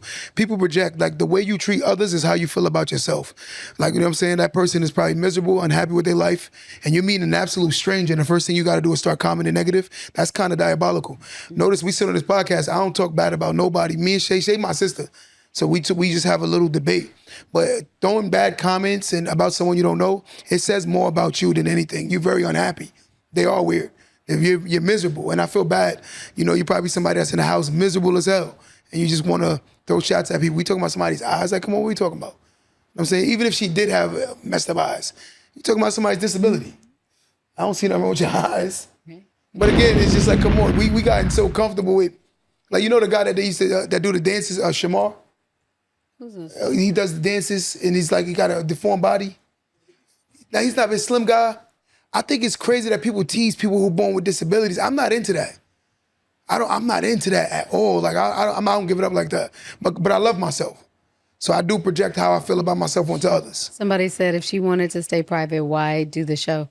So answer that. I think I answered it a couple times. I think you did I too. was pushed onto the show. I was screamed at onto the show for 3 days, like trying to study for a pharmacology exam and figure out, I was actually like, I think they asked me it Saturday night. They put me on the show Monday. Okay. They was like, we're not giving her a chance to think about this. Go on the show. And I think I didn't part of it felt like a reconciliation. Okay. But I don't know. What y'all saw, it wasn't a reconciliation for me. It was more like a way of him trying to find whatever he could to humiliate me. Wow. I got. Like I said, when I did come off of that, I was like, you know what? I was actually curious about this interview today. Yeah, he said nobody could ever make you do. Maybe I should show y'all the text messages of me saying no. Maybe I should show y'all the text messages of me screaming and saying I don't want to, and this isn't a good idea. Just do it. I don't know why you're being difficult. I was like, because I don't see this going well. And I was like, y'all messing with my nervous system, and I'm not up for this. Yeah. But like I say, people.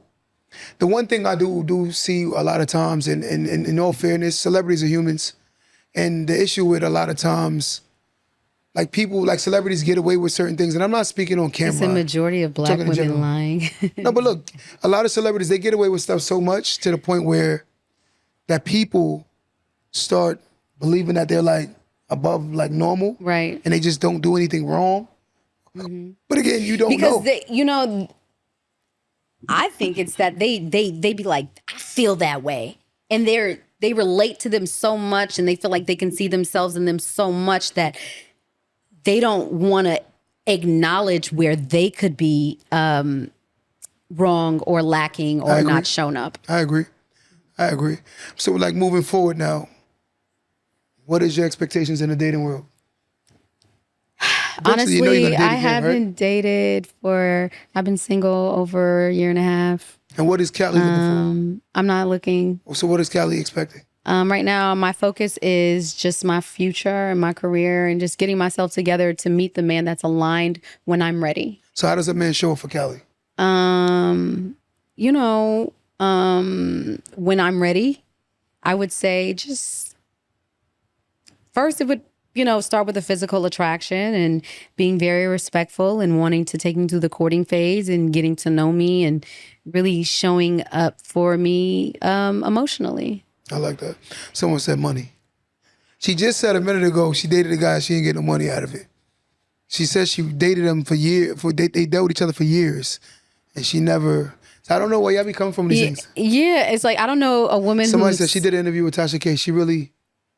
Nah, come on, don't do that. Milking. Come on. So like I said, I did I always had my own I had a singing career that I pursued for almost a decade. I had a clothing store that I did. I didn't like trying on wearing the clothes every day on the internet. That was too much work. And this is while I was in working on my associates to get my degree in math and science. And then I said, I need help.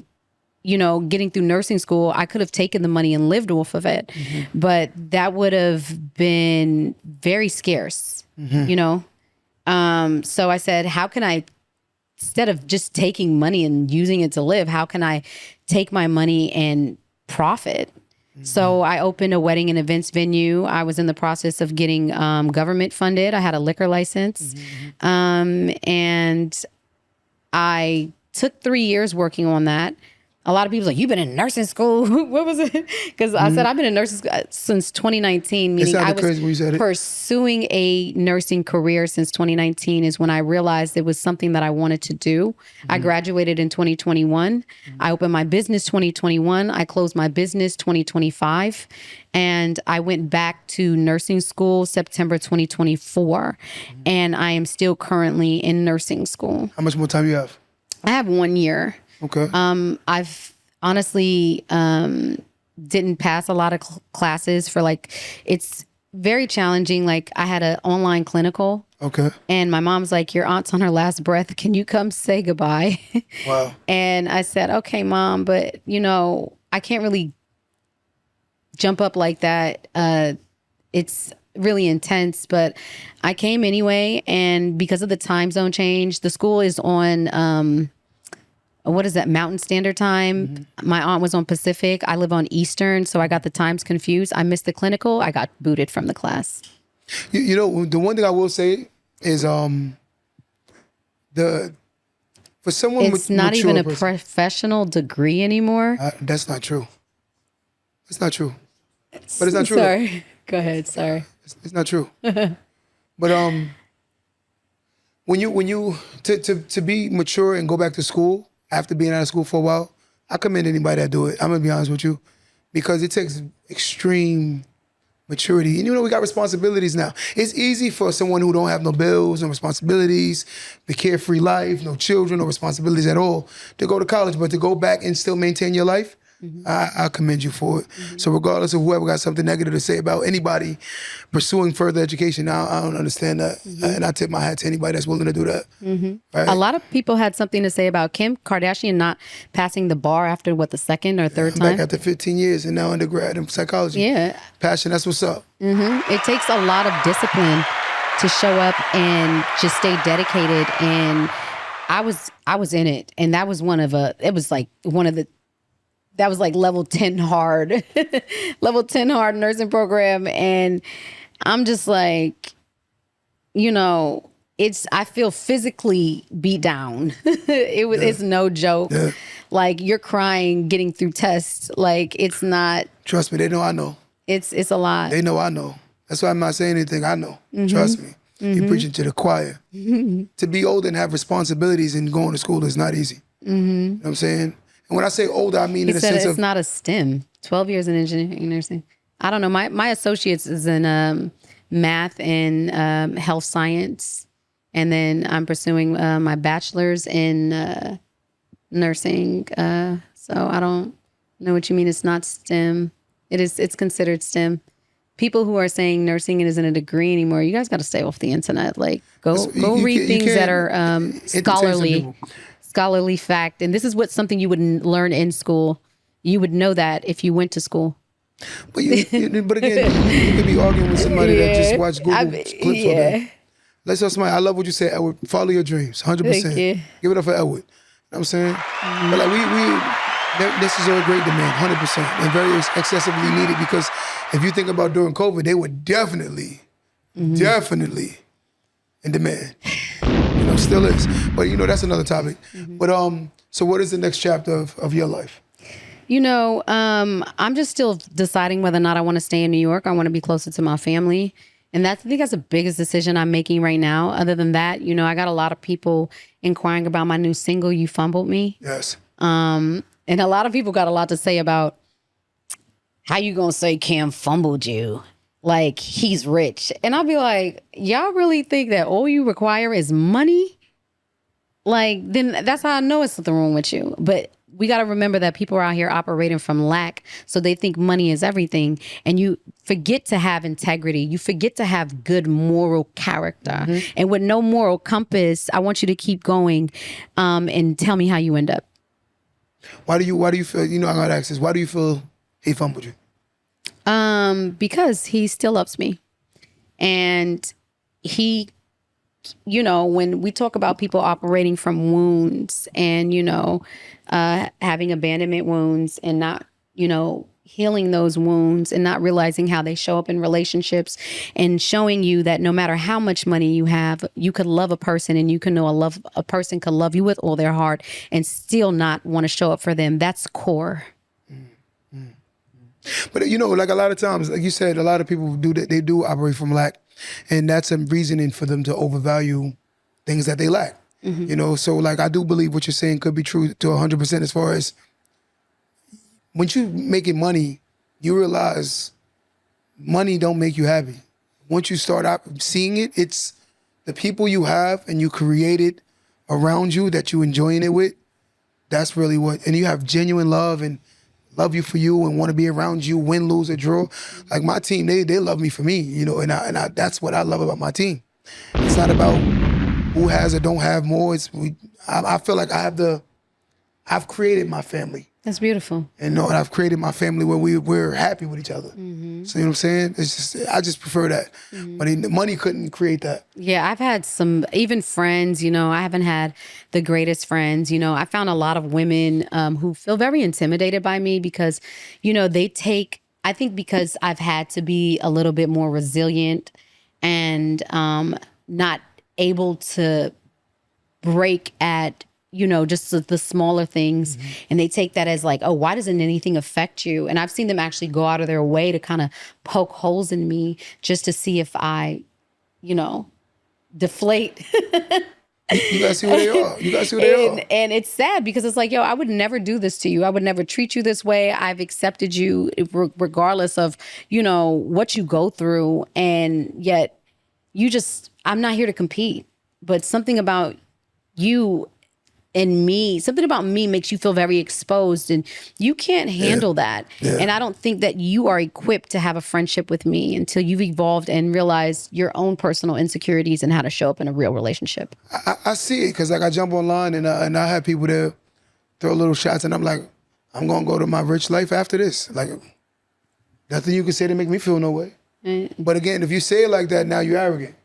I'm like, they call me 45 cents, 28 cents, 35 cents. I get it all. I don't care. Oh my God, they call you that? What? You tell them, Dre, what? That's crazy. I'm like, people first are of all, so cruel. Jesus. Listen. Like, but you know, that says a lot more about other people than it does you. 100%. So I just want to ask this question. If you go back to your younger self. What would I tell her? And what would you tell her? I'm curious. What would you say to her? Just let's close our eyes and ask. You got little Cali in front of you. What would you say to her? Nobody is gonna love you like you love you. Protect you. Take care of yourself. And to never forget your worth. Never forget your value. And no matter how people feel about themselves, or how people treat you, that has nothing to do with you and everything to do with them. I love that. Wow. Seemed like your mother did a good job, though. Thank you. I'm gonna give her that. Well, your dad, too. I know he had to play some part in that, too. He's a good guy. You know what I love about my father? He has a lot of integrity. Very morally sound man.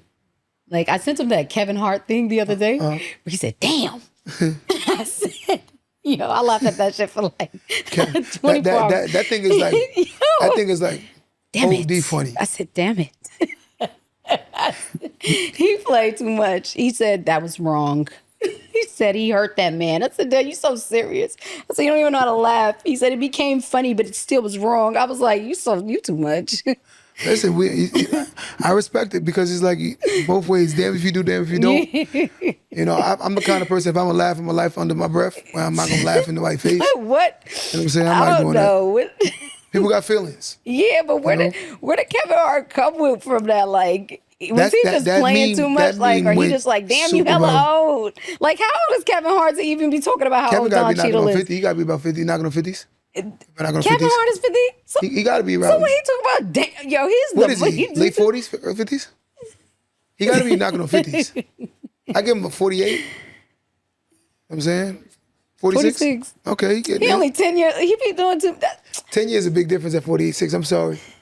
46 and 56 is a big difference. Yeah. Because look, that 56-year-old got to enjoy their 10 years. We're going to let that 46-year-old enjoy their 10 years too. He feels crazy.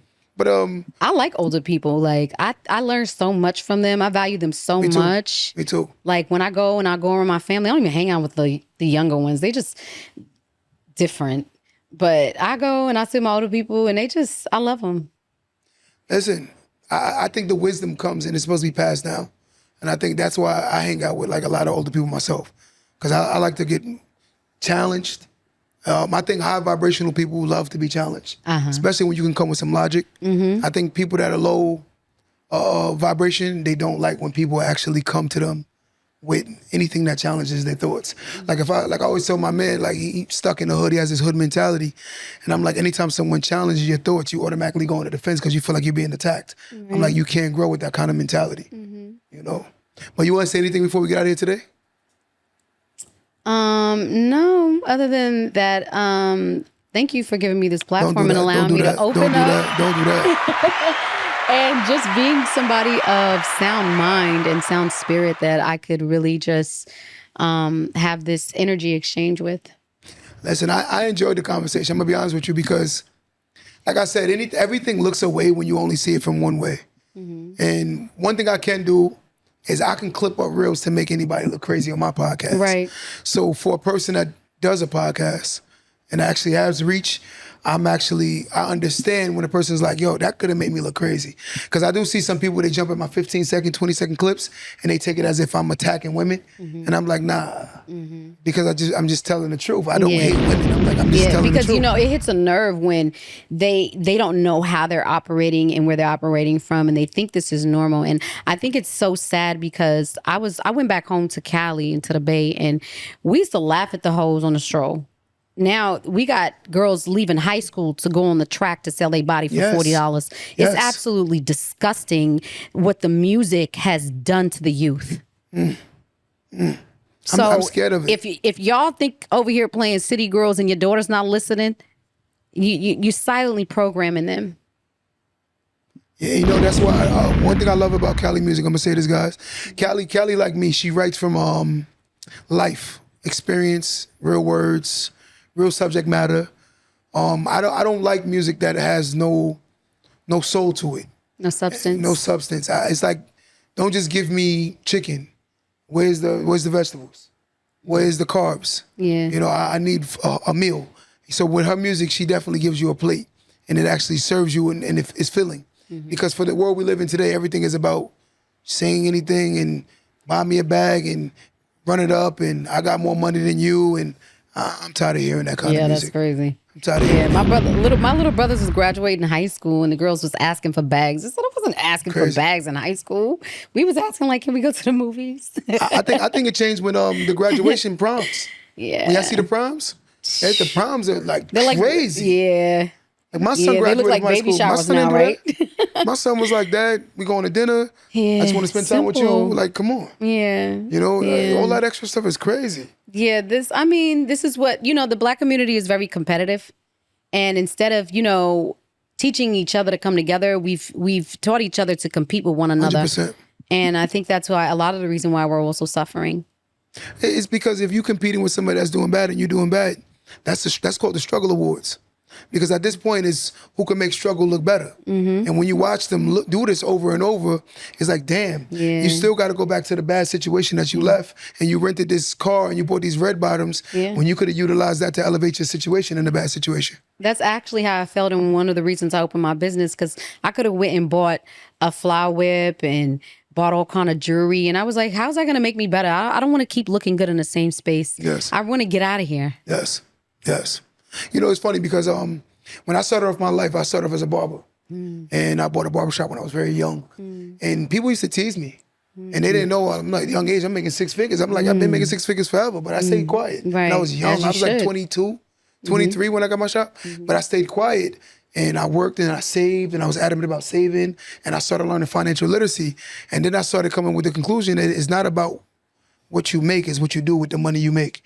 Because a doctor can be outperformed by a garbage man if the garbage man is more financially responsible than the doctor. The doctor might have a lifestyle that warrants him to continue to just run the hamster wheel. Absolutely. So I tell people it's not about how much you make, it's what you do with your resources. It is true, because there actually teachers are outperforming a lot of people in finance. It's the lifestyle you choose to live. You live above your means, or you could live, I think it's a great, like a lot of guys who are out here saying things like we should, go 50-50 with our women. That's how you get a woman to lose respect for you very quickly. You should go 50-50 with your homeboys and roommate and save your money instead of using your woman for access to her resources as far as her cleaning, her cooking, her body, and then wondering why she's upset when you can't provide. Get yourself in position and then get get your woman and then go get your legacy. Like, that's it. But I feel the same way. I always tell people, the scariest conversations I have when I have a man tell me, damn, I gotta buy this girl a birthday gift. I'm like, you shouldn't be in a relationship. Because if you're stressing about a birthday gift, no. Like, come on. You know that's a part of being in a relationship. Like, you know today's Mother's Day. You should have been disciplined enough to plan. 100%. They say a lot of the Jews, they'll give their children in high school maybe $1,000, $1,500, tell them to buy their school clothes and their supplies, and to use that money over the semester or the school year, and use it wisely to get what you need, and make sure you don't blow it foolishly, because you won't have what you need to do what you have to do. I'm gonna tell you something crazy, and I do this, and my guys know I did this. My daughter, the little one, she's about to be 5. And my 5-year-old, since she was born, and my other one, I do it too. But my 5-year-old, since she was born, first when she was born, I put $1,000 in her account, stock account. Every birthday, I give her $500, and I buy stocks. Nice. I haven't gave my daughter no crazy birthdays. I don't buy crazy clothes and sneakers with my daughter. My daughter dresses beautiful, cute, everything outgrows her anyway. Right. She grows it fast. But anyway, since my daughter's been born, she's about to be 5. My daughter's almost at $70,000 in stocks. $70,000. And it's simple compound interest. It's nothing rocket scientist. It's the things that we waste money on. You just put it into Google, Tesla, Apple, Amazon. It's so unnecessary. It's a lot of more structured and disciplined families find them, do investments over buying them video games and foolishness, and really invest in their children's education and academic performance in order for them to get to establish that education, that discipline that they need in order to, go off into the world. But, it has a lot to do with upbringing, how you're raised. And once you start realizing where you fell short and what you should have wanted for your children or what your parents should have wanted for you, and you start implementing things, you see a life change. 100%. My uncle came to me Thanksgiving. He says, because he's talking to all of us, and all of my cousins going to school to be a pilot. My other cousin just became a nurse. Congrats. My other cousin's taking her MCAT to get into school to become a doctor. Wow. And we were like, he's like, wow, we really sucked as parents. And we was like, you know what? No, I don't want you to feel like that or you feel less of a person. I just want to let you know, we come from an information era and we didn't have the same resources. 100%. So it doesn't mean that you were any less of a person. It's just that you just were born in a different time. Yes. So, we're just evolving differently, and Like, I get mad at my guys. They know. I be like, yo, you put money in the stocks this week? Like, he stakes crypto, and my guys, we all adamant about our portfolios, and we all on top of it. And what's the next play? And I'm buying SoFi, I'm buying this, and we all adamant about it. And I've learned that I think because we come from struggle, we come up with the concept of, as parents, I'm gonna give my kids everything I didn't have rather than teach my children everything I didn't know. I care about teaching my child everything I didn't know opposed to giving them everything I never had. Because they look at it like, you know what? I had on bad sneakers, so my kid gonna have every sneaker. I struggle, so guess what? My kid gonna go out to restaurants. And I watched a video where this mother took her 12-year-old daughter. She got her hair done, spent $250 on her. Then she got her feet done, and then she took a shop. I was like, yo, the man that eventually gets this girl, if she ever gets a man, like, it's gonna be disgusting. It's gonna be disgusting. And I'm like, and it's sad because she's gonna expect a lifestyle opposed to a living arrangement. Like, let's live great. Rather than, who cares what's in my body? I care about how we live. Because walking out of a projects with a Louis Vuitton bag is crazy. Yeah. It's crazy, but again, I would think so. Hopping in your Benz is crazy. Yeah. You know what I mean? Listen. But they talked a lot of shit about me, and because honestly, I had a Honda when I had my business, and they was like, look what kind of car you drive. And I was like, yeah, but my business cost me $250,000. Like, I'm just making sure that my money is being invested in the right 100%. way. Like, what are we talking about 100%. right now? Listen, most people don't equate when you get a car loan, right? You get a loan, you get the insurance, you got to pay for gas. And then lastly, the one that people don't track is maintenance. When you have those luxury cars, the maintenance is so ridiculous.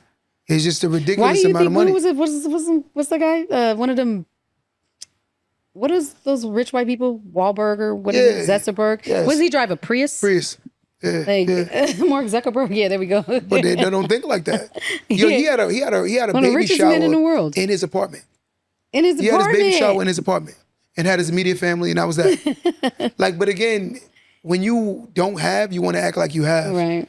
But you'll never have because you're spending all your resources looking like you already have. And that's one of the number one reasoning why black people, like I remember one time we did a episode right there, I'm sitting right there. The guy goes, yo, he broke his hell. He got an AC in the wall. I'm like, the house got central air. But on top of that, that's irrelevant. I said, the house is worth $1 million plus. I'm like, but if you say that, it's like you bragging. I'm like, I don't care about those things, right? But I own a lot of houses. I own real estate. That's where I got my money from. Right. You know, so, but again, it's like a person that don't have, if you say, okay, you're in school for nursing. Now, if you say something about nursing, if it makes me feel away, I'm going to fight with the fact that you're saying a fact. And that's what's weird about our culture. Yeah. I don't know why You're not allowed to have an opinion. Yeah, it's disgusting. Because a lot of people, I keep saying, they don't feel good about themselves and they think that this is normal and they go watch all this red pill talk and they like, yeah, I agree. And that's what it should be because they need something to justify their wrongdoings. 100%. So 100%. They need to feel good about the choices that they're making and they're actually wrong. Like, let's talk about how, we have conditioned black women to struggle. Yes. And that you think it's normal because you watch your mother doing it, that you think your woman should do it too. You know? You know what's scary though? And I'm going to be honest with you. When I'll have a conversation with, I used to be, like when I was younger, I was scared of having conversations about credit. I was scared about having conversations about economics.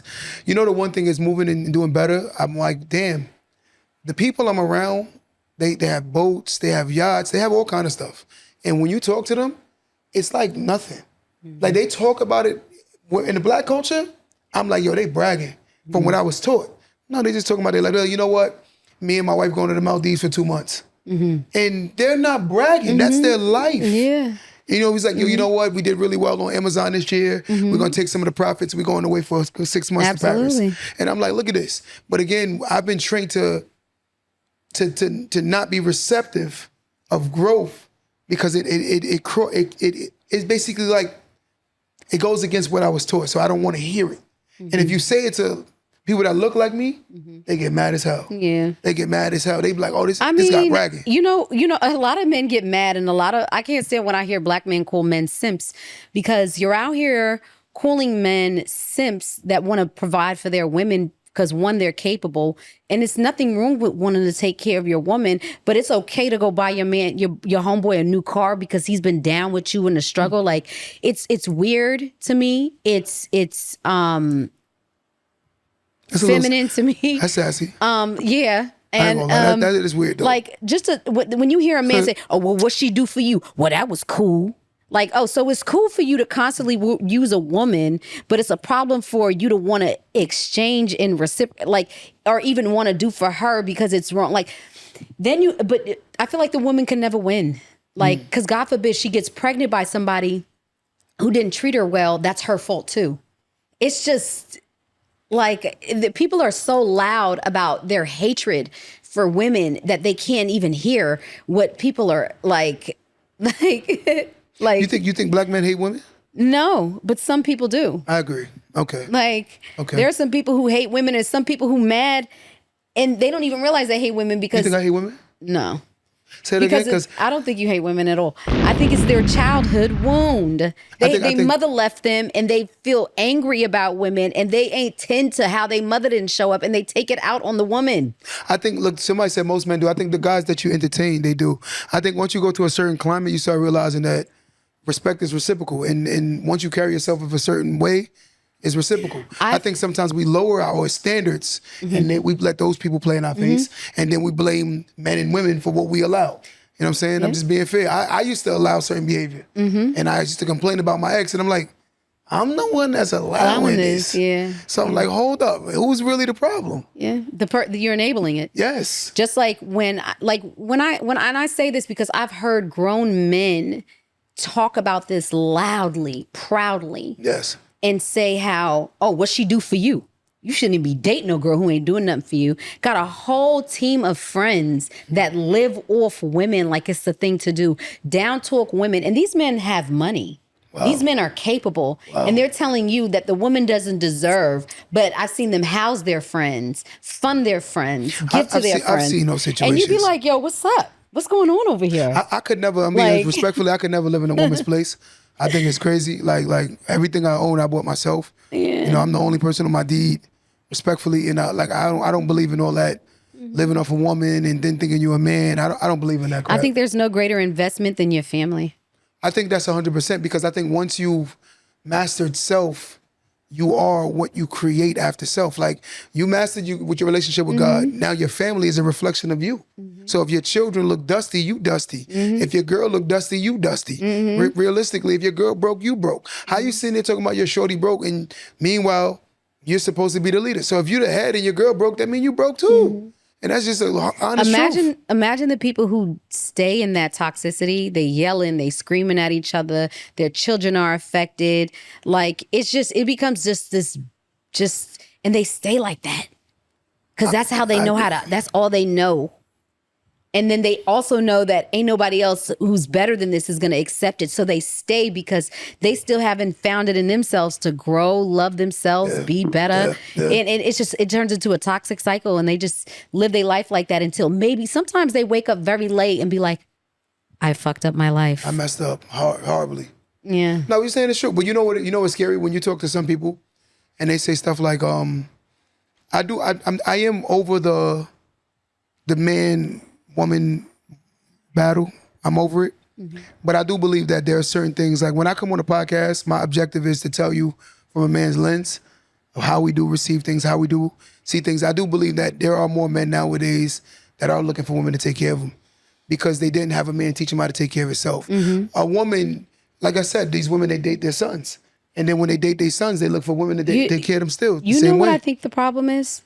I think the problem was the drug era. Wow. You know, a lot of the hustlers thought that the hustle would never end, but nothing lasts forever. And they wasn't prepared for it. They weren't ready for it. That fast money went and they thought that it would be endless. And they got so caught up in living the lifestyle that they didn't plan for the future. Yes. And now that they've fallen short, they're turning to the woman out of anger because they realize how unprepared they were. They realized that they're lacking. Yes. And they realized that they were foolish with their money and they didn't spend it wisely. And they're bitter about how they spent it. They spent it on the hoe at the club. Yes. And they're now realizing like, damn, I shouldn't have blew that bag on her because she went and got a new nigga on me and I had a good woman. I left her and we could have had something and look at me now. You know, the other day I said something on a podcast and I got a little backlash from certain people because they didn't understand what I was saying. I said, they asked me if my son fell into a lion's den and the lion is nibbling on him, what would I do? I said, I'm going to see what he do first. And they said, what do you mean by that? If he ain't trying to fight for himself, why am I jumping in to die for him? You're a grown man. You should be trying to fight for your life. I'm willing to lose my life with you if you're willing to lose your life for you. So I can't be the first one willing to lose mine for you, and you're a grown you didn't man. Fight back. You're not even a kid. You're a grown man. Oh, man. He was a grown man. He didn't, no. So I'm like, you fell in there. If you trying to fight, I'm coming in. Let's do it together. Yeah. It's better we go both together than you just lay there and get nibbled on. Yeah. So they said to me, that's crazy. I said, it's crazy because y'all haven't taught the men their own strength. If a man doesn't know his own strength, he's going to constantly look for somebody to save him. And that's what you see now in society. They're looking for women to save 100%. them.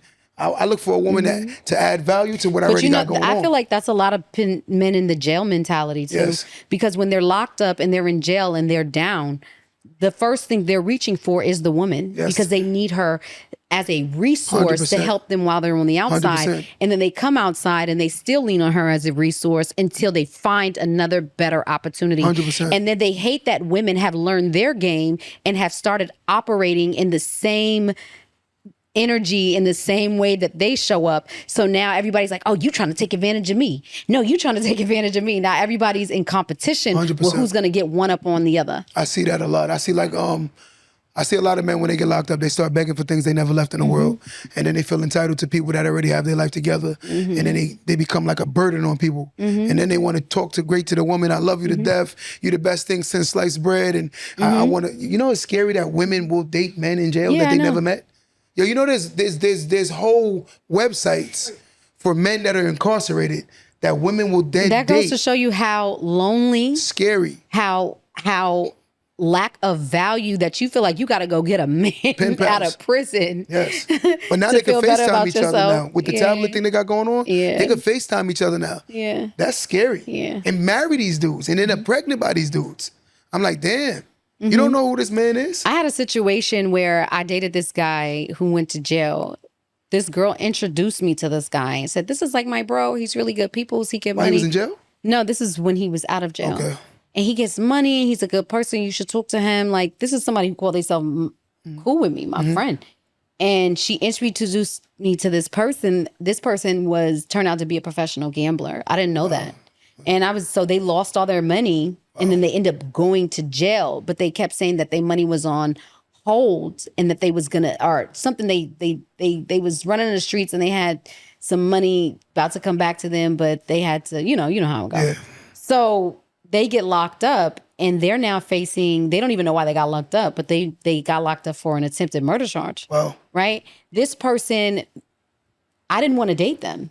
And I was like, I really don't think you're the person for me, but I'm a nice person. And I started to feel really bad for this person because they were playing on my emotions. And us as women, we're nurturing. And we just, we would hate to see the worst happen to someone, especially on their time.